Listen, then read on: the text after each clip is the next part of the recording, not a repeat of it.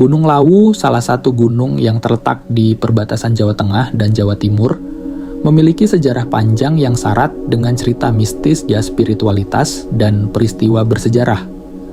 Dalam cerita kali ini, kita akan membahas awal mula Gunung Lawu dan kaitannya dengan masa kejayaan kerajaan di Jawa. Asal nama dan posisi strategis Gunung Lawu memiliki ketinggian sekitar 3.265 meter di atas permukaan laut. Namanya konon berasal dari kata lawu yang berarti sepi atau sunyi. Dalam tradisi Jawa, nama ini mencerminkan suasana mistis yang menyelimuti gunung tersebut. Secara geografis, Gunung Lawu terletak di perbatasan Kabupaten Karanganyar, Jawa Tengah, dan Kabupaten Magetan, Jawa Timur, menjadikannya kawasan strategis yang penting sejak masa kerajaan kuno. Gunung Lawu dalam kepercayaan dan mitologi. Sejak zaman dahulu, Gunung Lawu dipercaya sebagai tempat suci yang penuh dengan aura magis. Dalam mitologi Jawa, gunung ini dianggap sebagai pusat spiritual yang menjadi tempat bersemayamnya para leluhur dan makhluk halus. Penduduk setempat meyakini bahwa gunung ini adalah gerbang menuju dunia gaib yang membuatnya menjadi tujuan utama bagi peziarah dan orang-orang yang mencari pencerahan batin. Peran Gunung Lawu di masa kerajaan Majapahit. Pada masa akhir kerajaan Majapahit, Gunung Lawu memiliki peran penting dalam sejarah Jawa. Konon, ketika Majapahit mengalami kemunduran pada abad ke-15, salah satu rajanya, Prabu Brawijaya V, memilih untuk mengundurkan diri ke Gunung Lawu.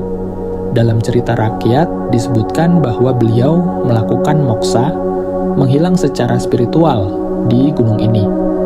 Tempat ini kemudian menjadi situs penting bagi masyarakat Jawa yang menjadikannya simbol keruntuhan dan transisi dari era Hindu-Buddha ke era Islam di tanah Jawa. Jejak sejarah, situs candi, dan petilasan.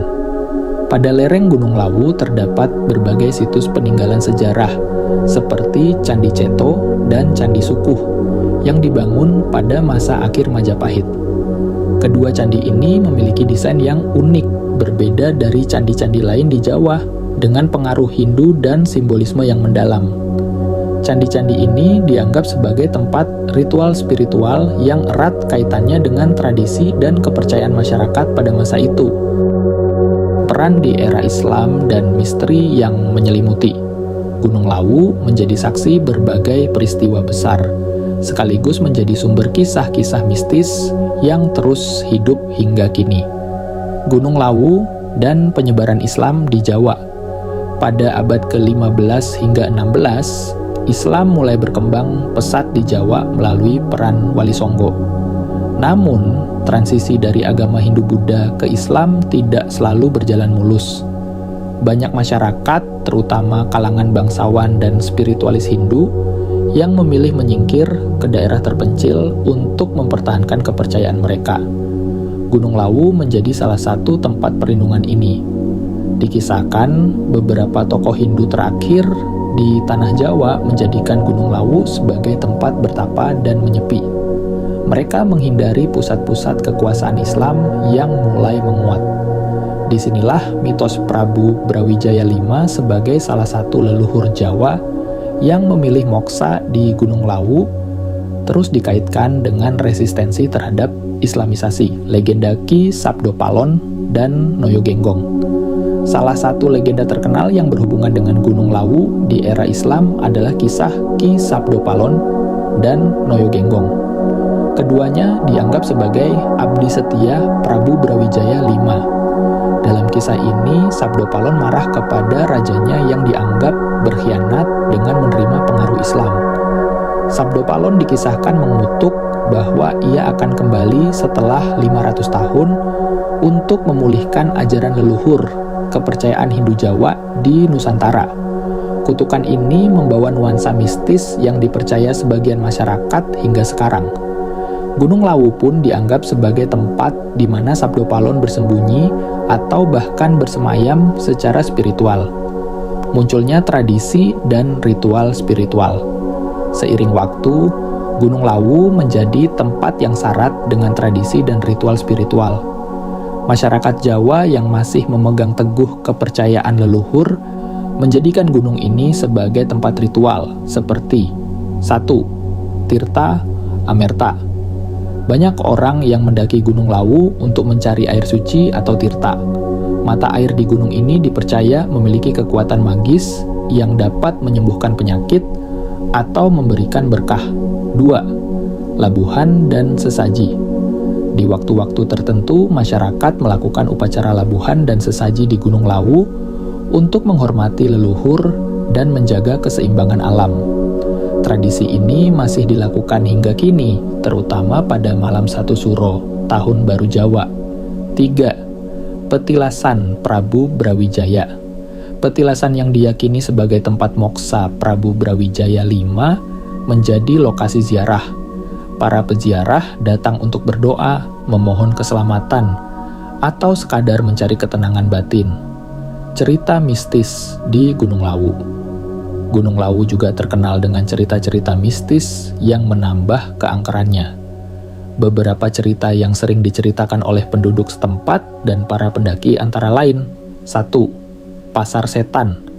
Salah satu cerita paling populer adalah keberadaan Pasar Setan.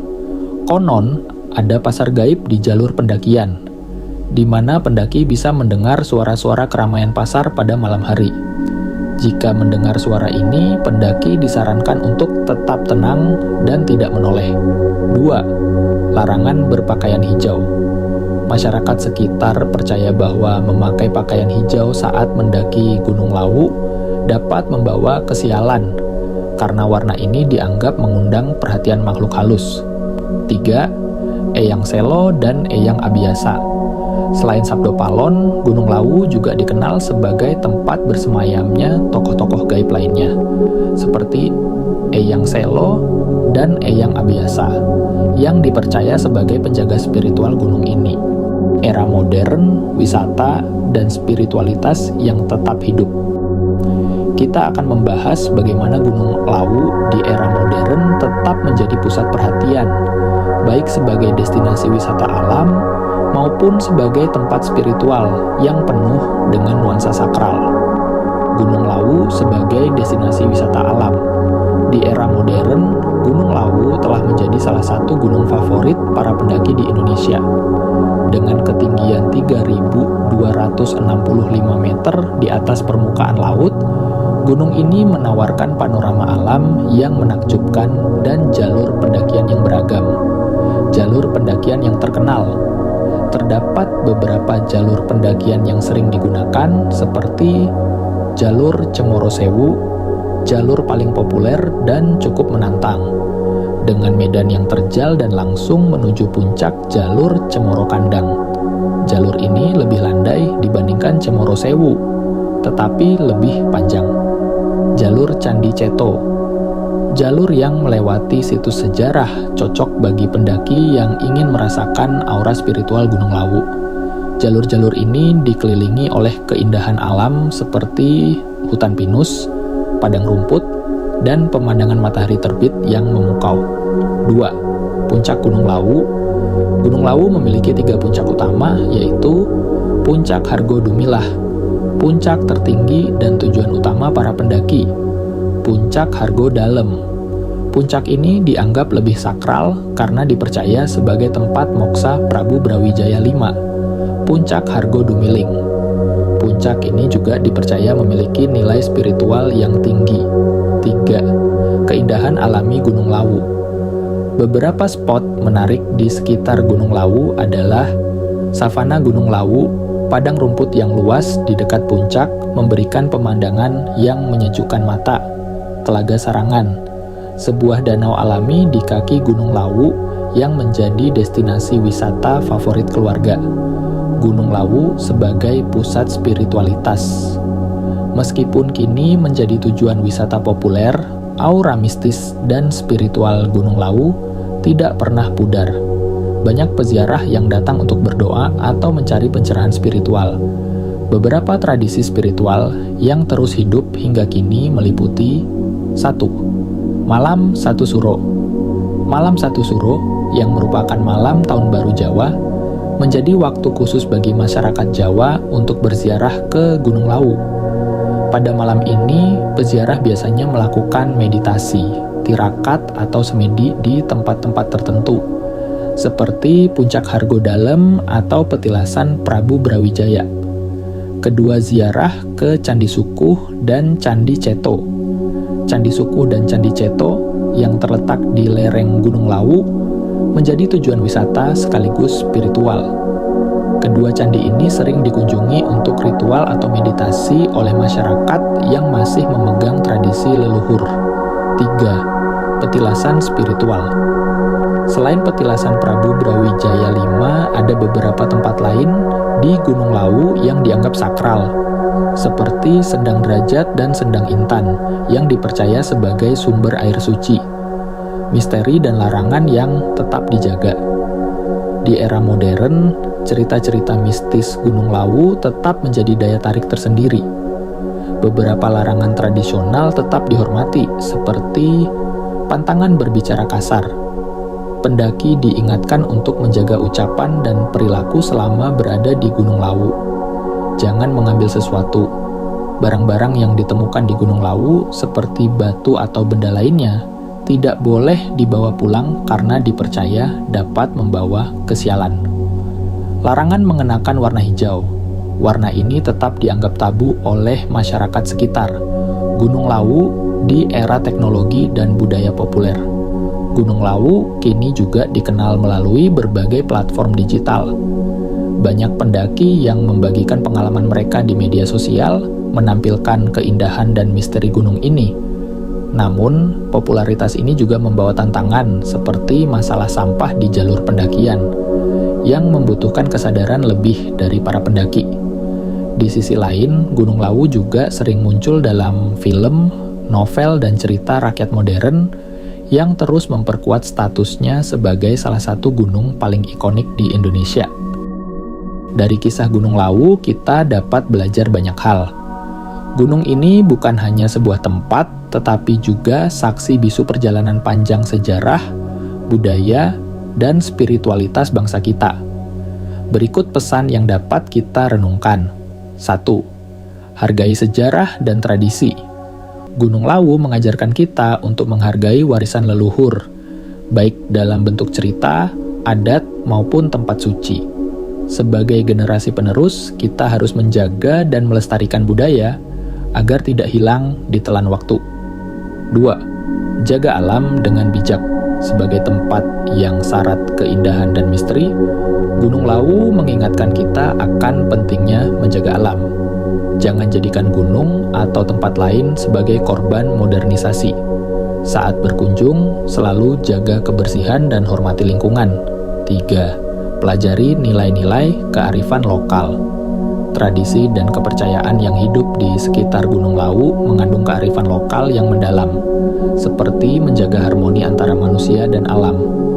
Nilai ini bisa menjadi inspirasi untuk menciptakan kehidupan yang lebih seimbang di masa kini. 4. Hormati perbedaan. Kisah Gunung Lawu di masa transisi dari Hindu-Buddha ke Islam mengajarkan bahwa perbedaan adalah bagian dari sejarah kita. Hormatilah keyakinan, pandangan, dan tradisi orang lain, karena keragaman adalah kekayaan kita bersama. 5. Raih kebijaksanaan lewat pendakian kehidupan. Sama seperti mendaki gunung, hidup adalah perjalanan yang penuh tantangan. Dari Gunung Lawu, kita belajar bahwa perjuangan untuk mencapai puncak tidak hanya membutuhkan kekuatan fisik, tetapi juga tekad, kesabaran, dan kepercayaan diri. Mari kita jaga dan warisi semangat, nilai-nilai, dan keindahan yang ditinggalkan oleh kisah Gunung Lawu. Sebab memahami akar kita adalah cara terbaik untuk melangkah maju dengan bijak. Jika kalian suka dengan video seperti ini, silahkan komen, like, dan subscribe, dan nyalakan lonceng notifikasinya, biar tidak ketinggalan video terbaru dari NRS Story 57.